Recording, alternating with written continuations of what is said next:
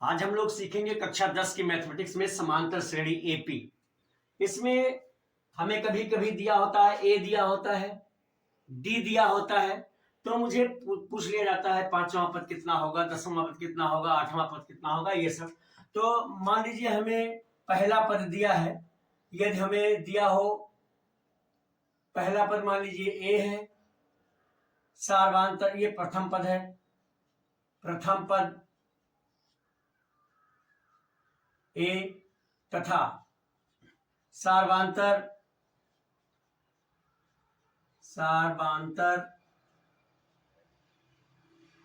D हो, तो हमें कोई भी पद निकालना हो उसके लिए सूत्र है a n equal to a plus n minus one into D.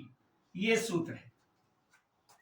N का मतलब है अगर हमें पहला पद निकालना है तो ए की जगह हम, मान लो हमें पहला पद निकालना हो तो ए की जगह, यानी हम एन की जगह एक लिख देंगे, तो यहाँ पहला पद आ जाएगा ए वन इक्वल टू, ये ए हो जाएगा, और प्लस इस एन में one minus one into D, तो बचेगा ए वन इक्वल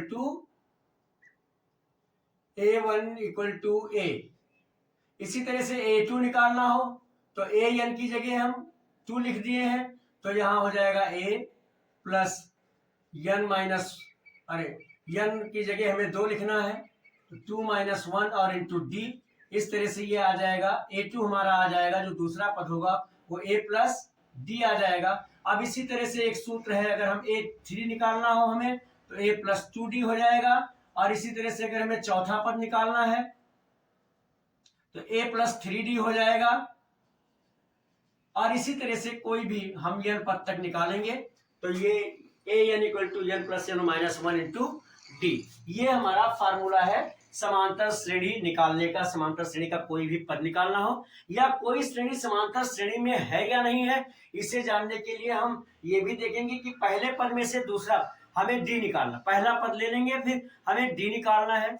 डी के लिए हम दूसरे पद में से पहला पद माइनस कर दें, जो भी कुछ आवे वही अगर A3 में से A2 निकालने पर भी आता है या A4 में से A3 निकालने पर भी आता है, सार्वांतर अगर वही आ रहा है सब जगह, तो हमारी श्रेणी समांतर श्रेणी में है। ये तो रहा समांतर श्रेणी निकालने का तरीका। श्रेणी का कोई भी पद हमें निकालना हो, जो भी पद निकालना हो, मुझे मान लो 10वां पद निकालना है तो A10 इक्वल टू, हमारा अगर 10वां पद निकालना है तो हम लिखेंगे A10 equal to a plus ये 9D हो जाएगा। जो भी पद यहां निकालना हो डी से पहले उसमें एक कम करके हम लिख लेंगे। इस तरह से श्रेणी का कोई भी पद निकालना हो हम वहां लिख लेंगे ए की जगह ए, और जो मान लो 10वां पद निकालना था तो 10 लिख दिया, equal to a plus 9D हो गया। अगर यही 11वां निकालना होता तो A11, A11 equal to a plus 10D हो जाता। यही अगर 20वां निकालना होता तो A20 यानी A20 equal to a plus 19D हो जाता।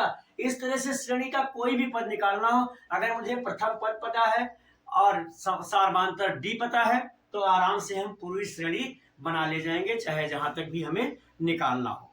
यह है इसका सूत्र। अच्छी तरह से इसे हमें याद करना होगा, तभी हम इस प्रश्नावली के सवालों को समझ पाएंगे, अन्यथा कठिनाई होगी। ये जानना बहुत जरूरी है कि हमें जब भी कोई श्रेणी दी हो और वह समांतर श्रेणी में हो, उसका हमें कोई अगला पद बताना हो, तो यही सूत्र लगेगा a n equal to a plus n minus one into d. इस तरह से इस सूत्र को हम याद रखेंगे, आगे की प्रश्नावली को हम हल करेंगे।